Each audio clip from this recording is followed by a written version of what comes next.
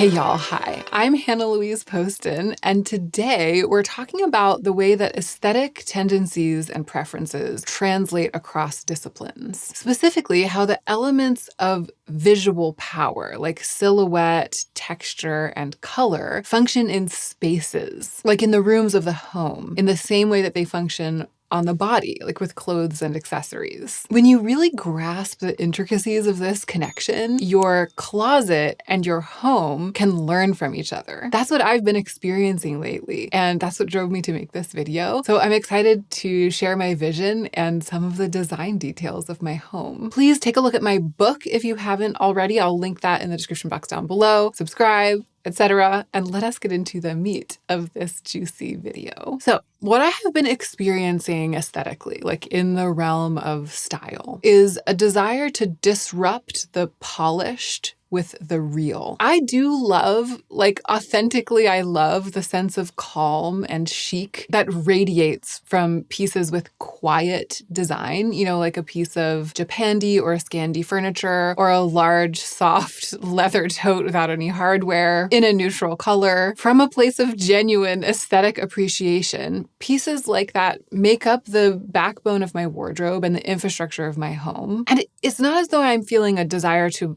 replace everything with loud, busy, quirky versions. It's not a sudden allergy to minimalism. What it is it's like a tempering of the unrelieved plane of beige blankness that was threatening to overtake me. The aesthetic that is called organic minimal in the home, and that has a lot in common with what we call quiet luxury in fashion. It was starting to feel uncomfortably conservative to me, as discussed more thoroughly in my recent video about quiet luxury, which I will, of course, link in the cards and in the description box down below. So the aesthetic question that I've been exploring lately is this: what does it look like when you keep the quiet visual qualities as a foundation, refrain from throwing the baby out with the bathwater, but introduce some disruptive elements? Is it even possible to get a result that feels intentional instead of a jarring juxtaposition of things that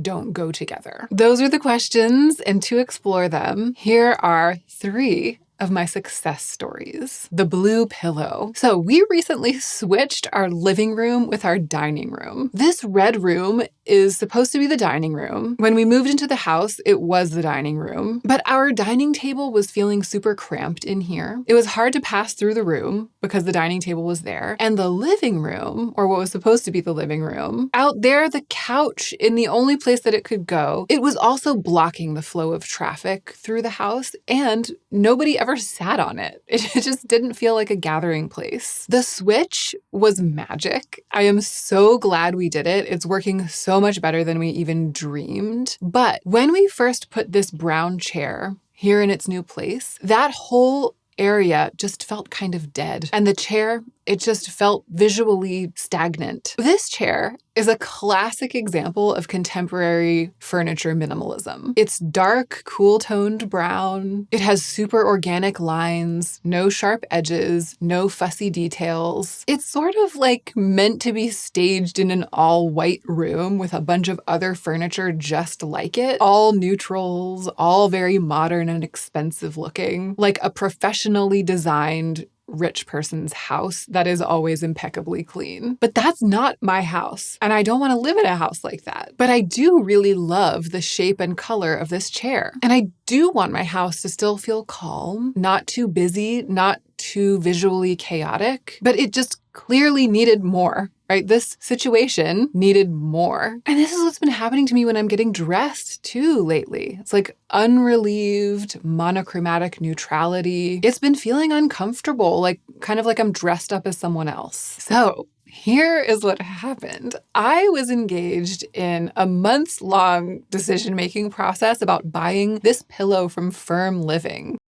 It is an amazing pillow, and I was super enchanted by the cobalt blue version. It was the cobalt blue version of the pillow that first caught my eye months ago. That's what got this pillow on my radar. But then when I looked into it, I saw that it also came in brown. And I immediately assumed that that's the one that I wanted, like that's the one that I would get, because my commitment to neutrals kicked in. Immediately, I was like, well, if I get the blue one, I will regret it. I'll eventually regret it. It will be too much. It will disrupt the vibe. I have to stick to what I know works. I have to get the brown one. I hemmed and hawed because I liked the blue one better.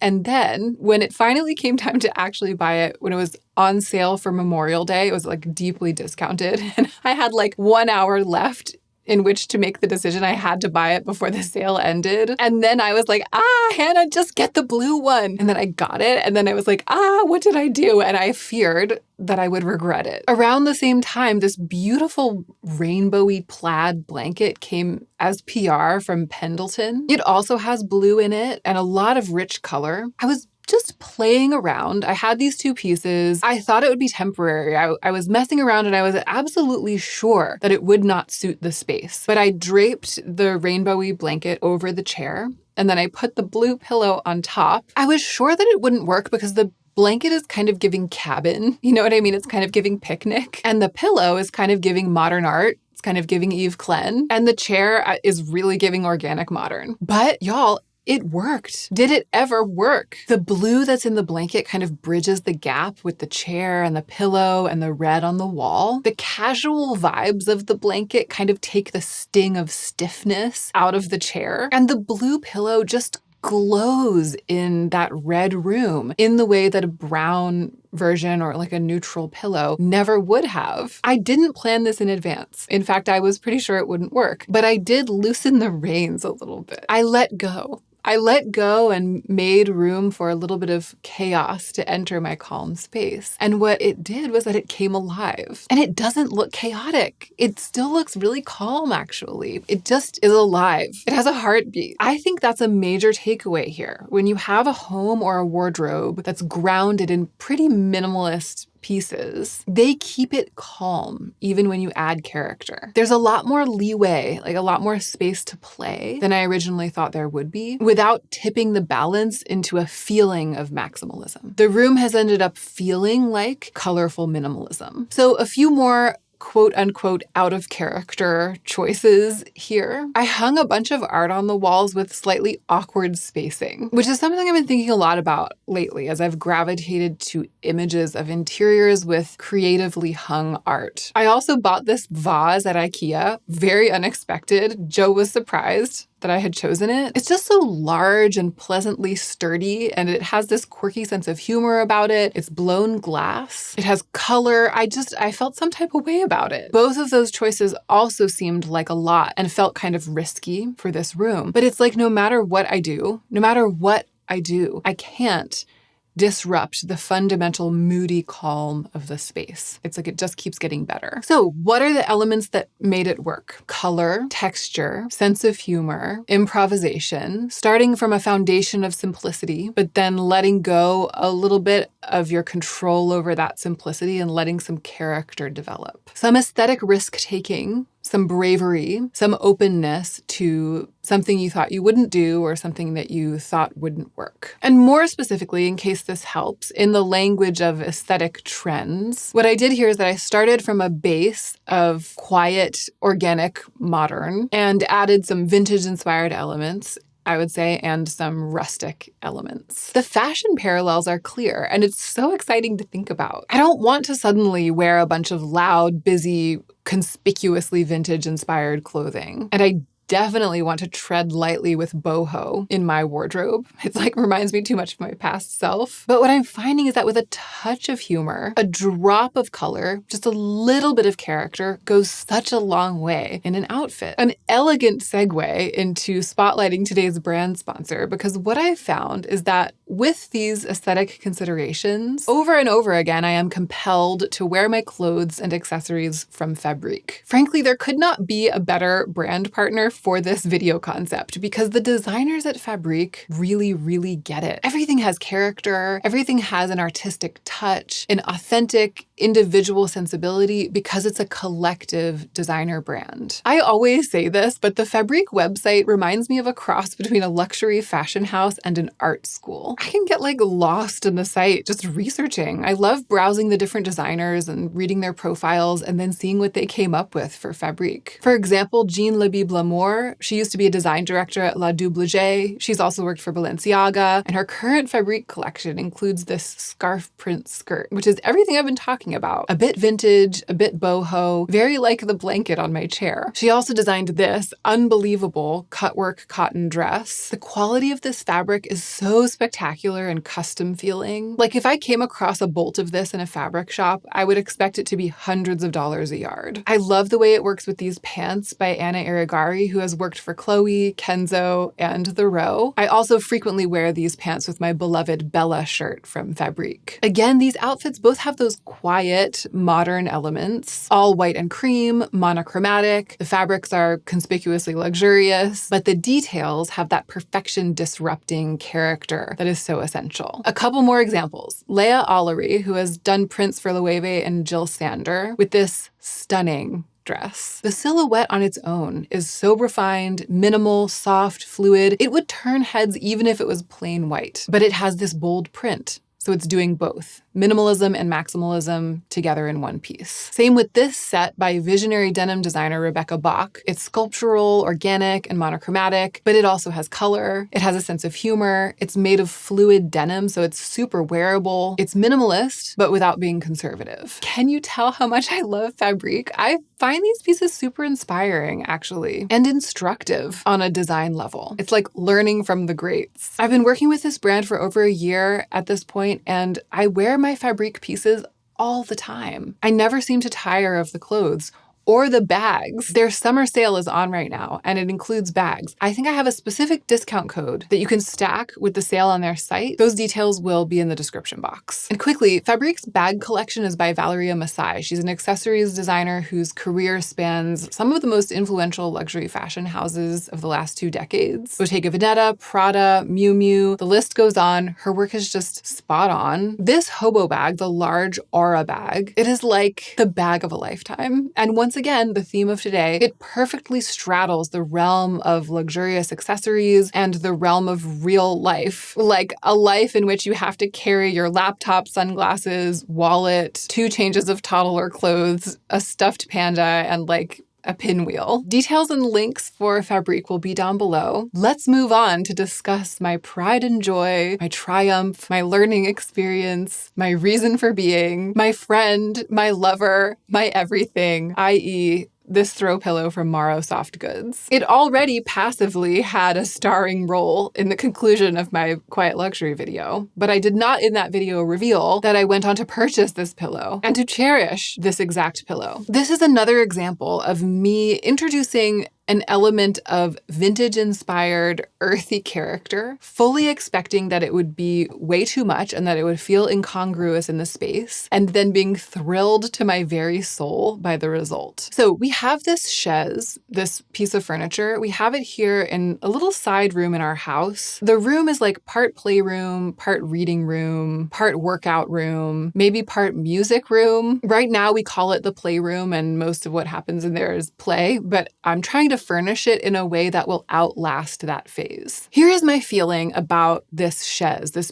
piece of furniture, which is from Castlery. I think that it can be kind of dressed up or down. So if it was in a sterile modern environment, with the brown chair from before, or in that same room as the brown chair from before, it might actually look kind of coastal, kind of Pottery Barn, 1 degree removed from farmhouse. And it was actually kind of in danger of going in that direction visually because we have a white rug in here too. But the chaise also has this very low frame with Japandi influences. And I think that if it's styled the right way, and this was my hope when we chose to buy it, that if it was styled the right way, we could play that up. I feel like it has the potential to look really lived in, almost vintage, like from a modernist house in the 1970s. Wabi-sabi. You know, I feel like the chaise, it could go Williams-Sonoma catalog or it could go wabi-sabi. And I really want it to go wabi-sabi, but in order to take it in that direction, the space has to come undone. It has to come undone a little bit. Need some raw materials, some chaos, some grit. And that was my thinking. That was my thinking when I bought this pillow from Morrow Soft Goods. It is so incongruous, or at least I thought it would be. So incongruous. In isolation. It almost looks like you grabbed it off your grandma's couch. I mean, I guess it depends on your grandma. It looks like you could have grabbed it off a grandma's couch. But the material is so luxurious in that textile forward way. The texture is so lush. And there's just something about the colors and the button. It's impeccable. I was considering it. I was considering buying it. And it just struck me that it's impeccable. It's impeccable in the way of something that's not trying too hard. And I thought maybe, just maybe, this pillow would help to start to bring this part of the room that kind of unprecious, lived-in vibe, but still with taste. Because I care so much about textiles. You know, I want to live with beautiful textiles, but I don't want the space to end up feeling stuffy or over-designed. But it felt risky. Again, it felt risky. Gosh, I've been over here risking life and limb buying throw pillows. But my God, I'm starting to think that maybe this feeling of not being totally sure is the throw pillow feeling that I should be pursuing. Because when I tell you this pillow arrived and I put it on the chaise and I was like, this pillow has become my whole identity. I put it there and I was like, Joe, look. And he was like, what? And I was like, can you stand it? And he was like, what? I was like, this pillow, it's so perfect. I'm so happy with it. He was like, I'm so happy for you. I was elated. It was beyond my wildest hopes for how it might function. I think this corner of the room still has a ways to go before it's feeling wabi-sabi. Maybe some more plants, and we have to break in the chaise and the pillows a little bit. Maybe get some dirt on it. Maybe need to get some dirt on the chaise and then clean the dirt off. I'm sure my toddler will help with that. Maybe a blanket with a bit more character. You know, it's not quite there yet, but I had to include this pillow in the video because it was a revelation. I was risking it like a biscuit, but I was fully prepared to hate it in the space and banish it to my office. That was my plan B. I was like, if it's horrible down there, I'll bring it up to my office and it'll be fine. I was worried it would be too different, but that very quality, that very difference was exactly what I needed, not to overpower the neutral modern vibe of the furniture, but to have just enough power to influence it. Okay, example number 3, the goose. My last example is smaller, maybe the biggest of all, but it has to do with a sense of humor and embracing asymmetry. For a long time, I've been really obsessed with making sure that the things that we hang on our wall are in the perfect spot, like perfectly centered, perfectly symmetrical, in perfect relation to each other. But as I said, I've been consuming imagery lately of artsy spaces that feel really genuine and lived in. And one of the things I've noticed is how art on the walls in spaces like that isn't always hung in the perfect place. There's this like comfortable awkwardness that I think is maybe fundamental. I think that comfortable awkwardness might be what's drawing me to some of these images. And I've been wanting to open up and allow some of that into my space. For over a year, I've been wanting to hang this amazing ceramic goose in our bathroom. We've had it for years. I got it a really long time ago and never found a permanent home. I knew I wanted it to go into the bathroom. After we moved into this house, I realized it partly to add some humor to that space because it's pretty austere and moody in there and pretty thoroughly aesthetic, the bathroom. But I've been putting it off because to center this guy right over the toilet, which is where I thought it had to go, I was going to need an anchor, a drill, a time when my child was neither napping nor awake in the house, and a very careful touch because it has this awkwardly placed hole and it was going to be very difficult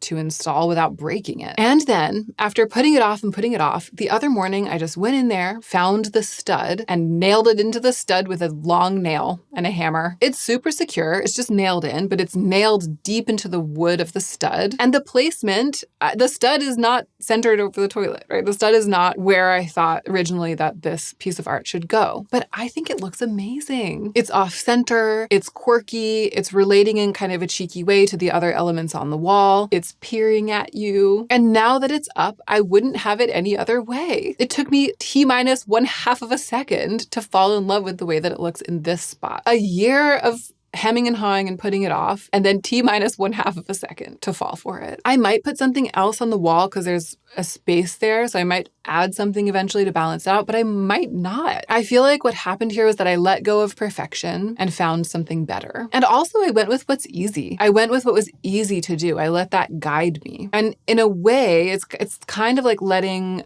a degree of practicality be the guide, which is such a powerful rule of thumb in fashion as well, like when getting dressed for the day. It's also part of the logic when you layer something oversized or even just choose something comfortable. It's part of the aesthetic logic of balloon pants, to which I am devoted, as you know. They are so fluid, so movement-oriented, artistic, quirky, and easy. And when you add them to like an otherwise austere outfit, like our bathroom is otherwise austere, they kind of bring it alive. And I really feel like the goose in its quirky location has brought that room alive. It's happening in all of these little corners, and it's happening with this combination of letting go of control and asserting a bit of a sense of humor, just allowing a bit of quirkiness to shine through. So that's all I've got for you today. The house has a long way to go still. We've only lived here for 2 years, and we have had a very young child the entire time. So progress is slow. It's only recently I feel that the space has started to develop here and there that sense of artistic livability and history,